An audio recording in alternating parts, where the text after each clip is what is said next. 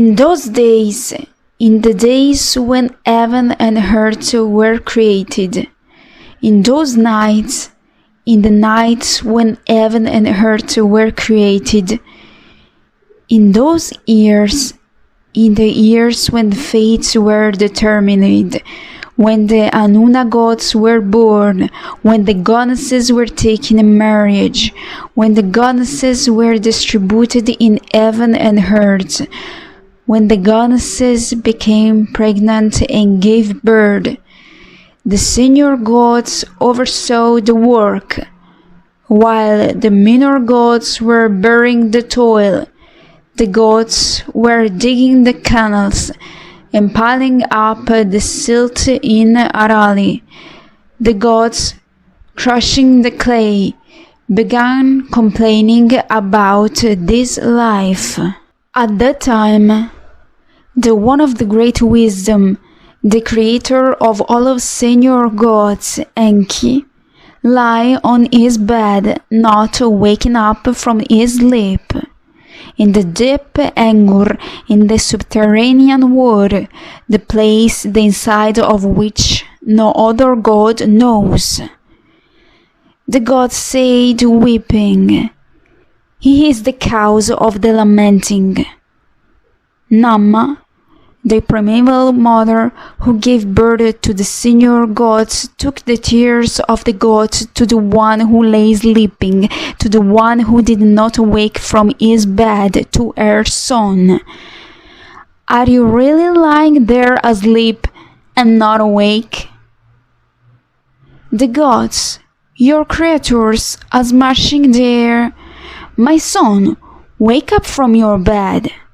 Please, apply the skill deriving from your wisdom and create a substitute for the gods, so they can be freed from their toil."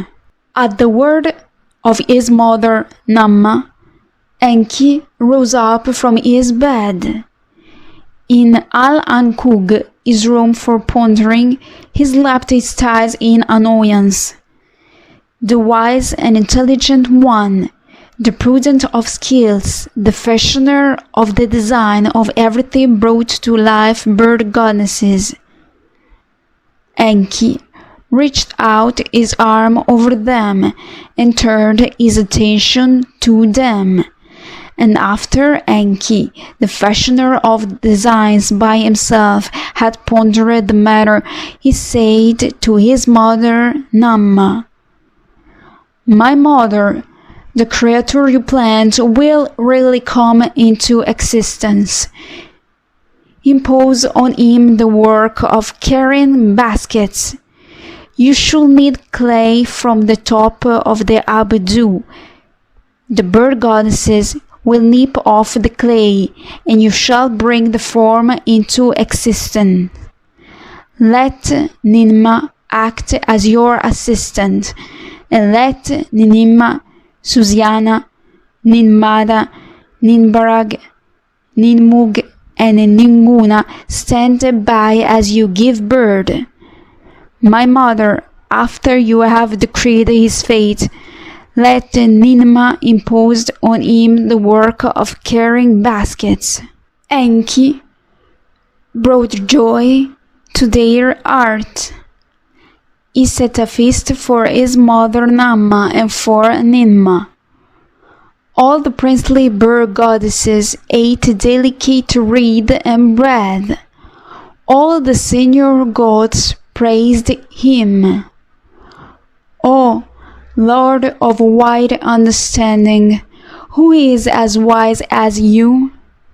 Enki, the great Lord, who can equal your actions?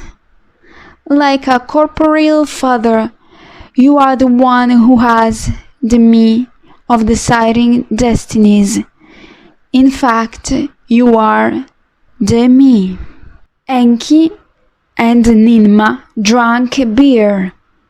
Their hearts became elated, and then Ninma said to Enki, "Man's body can be either good or bad, and whether I make a fate good or bad depends on my will. Enki answered Ninma, I will counterbalance whether fate good or bad you happen to decide. Ninma took clay from the top of the Abedu in her hand, and she fashioned from it first a man who could not bend his outstretched weak hands. Enki looked at the man who cannot bend his outstretched weak hands, and decreed his fate. He appointed him as a servant of the king. Second, she fashioned one who turned back the light, a man with constantly opened eyes. Enki looked at the who turned back the light, the man with constantly opened eyes, and decreed his fate, allotting to it the musical arts, making him as a chief in the king's presence. Third, she fashioned one with both feet broken, one with paralyzed feet. Enki looked at the one with both feet broken, the one with paralyzed feet. She fashioned one, a third one, born as an idiot. Enki looked at this one, the one born as an idiot, and decreed his fate. He appointed him as a servant of the king. Third, she fashioned one who could not hold back his urine. Enki looked at the one who could not hold back his urine, and battered him in enchanted wood, and drove out the Namatar demon from his body. Fifth, she fashioned a woman who could not give birth. Enki looked at the woman who could not give birth, and decreed her fate. He made her belong to the queen's household as a weaver, fashioned her to belong to the queen's household. Sixth, she fashioned one with neither penis nor vagina on its body. Enki looked at the one with neither penis nor vagina on its body, and gave it the name Nibru, and decreed as its fate to stand before the king. Ninma threw the pinch of clay from her hand on the ground, and a great silence fell. Enki threw all the clay from the ground and was greatly.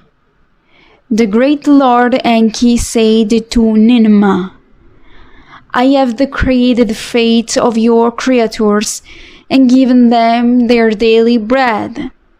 Come, now I will fashion somebody for you, and you must decree the fate of the newborn one. Enki devised a shape with head and mouth in its middle, and said to Ninma, Pour ejaculated semen into a woman's womb, and the woman will give birth to the semen of her womb. Ninma stood before the newborn. This was Umul. Its head was afflicted, its eyes were afflicted, its neck was afflicted, it could hardly breathe. Its ribs were shaky, its lungs were afflicted, its heart was afflicted, its bowels were afflicted. With its hand and its lolling head, it could not put bread into its mouth. Its spine and head were dislocated. The weak hips and its shaky feet could not carry it on the field. Enki fashioned it in this way. Enki said to Ninma, For your creatures I have decreed a fate, I have given them their daily bread. Now You should decree a fate for my creator. Give him his daily bread too. Ninmah looked at Umul and turned to him.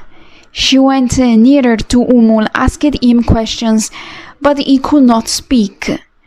She offered him bread to eat, but he could not reach out for it. He could not lie. He could not stand up. He could not sit down. He could not eat bread. Ninmah answered Enki. The man you have fashioned is neither alive nor dead. He cannot support himself. Enki answered Ninmah. I decreed a fate for the first man with the weak hands. I gave him bread. I decreed a fate for the man who turned back the light. I gave him bread. I decreed a fate for the man with broken, paralyzed feet. I gave him bread. I decreed a fate for the man who could not hold back his urine. I gave him bread.